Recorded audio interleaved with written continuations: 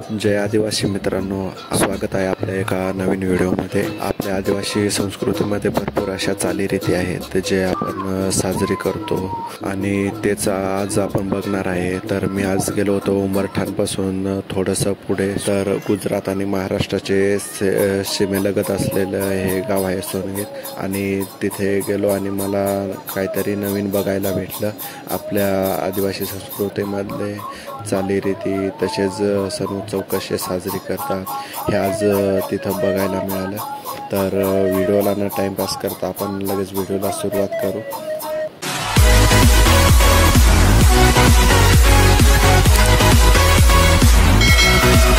आपल्याला जे आता आवाज येतोय ते आहे तूरवाद्य। त्याच्यामध्ये राहतं तांब्याचं आणि पितळ्याचं थाट आणि एक ढोल राहतो, ते वाजवले जातात। आपल्या घरच्या महिला त्यांना पूजा करत करत घरात आणतात आणि त्याच्यानंतर पुढचा कार्यक्रम सुरू होतो।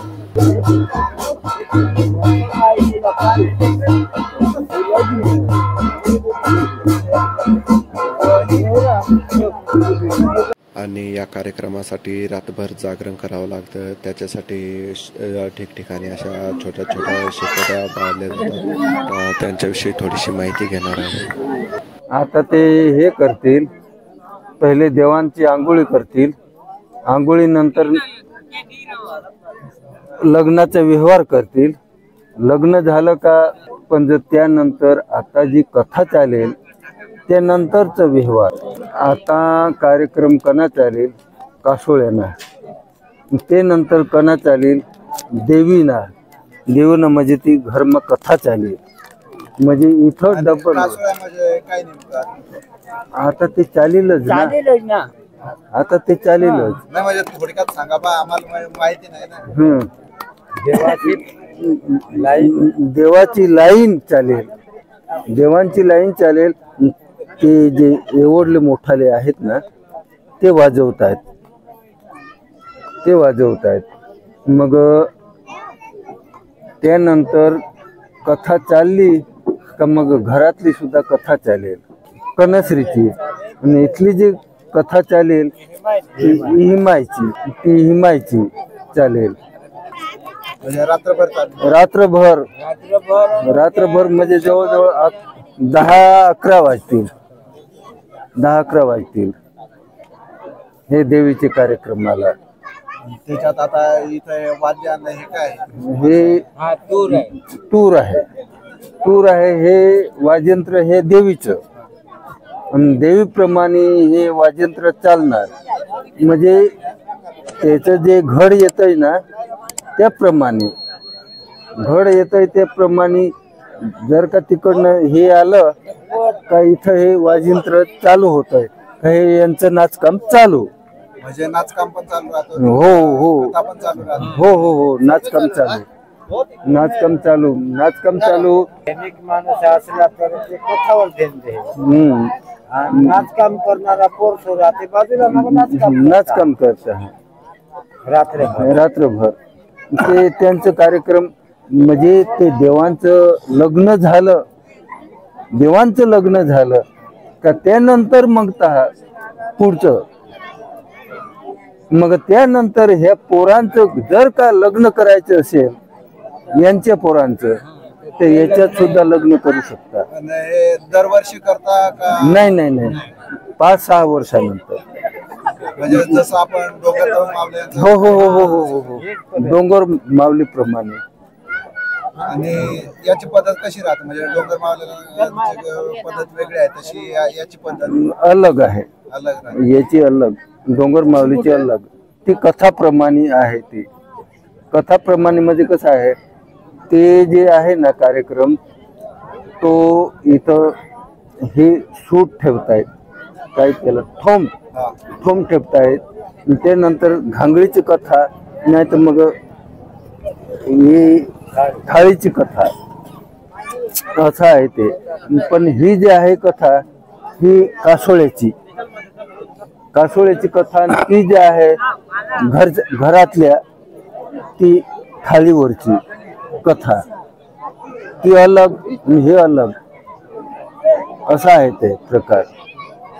म्हणजे ती घरातली अलग, ही अलग कथा। म्हणजे घरातली अलग, इकडची अलग. मग नाही का म्हणतात हे डांगर नाचवतात ते, आणि त्यानंतर ते बकरीचे मुंड शिकेवर ठेवतात.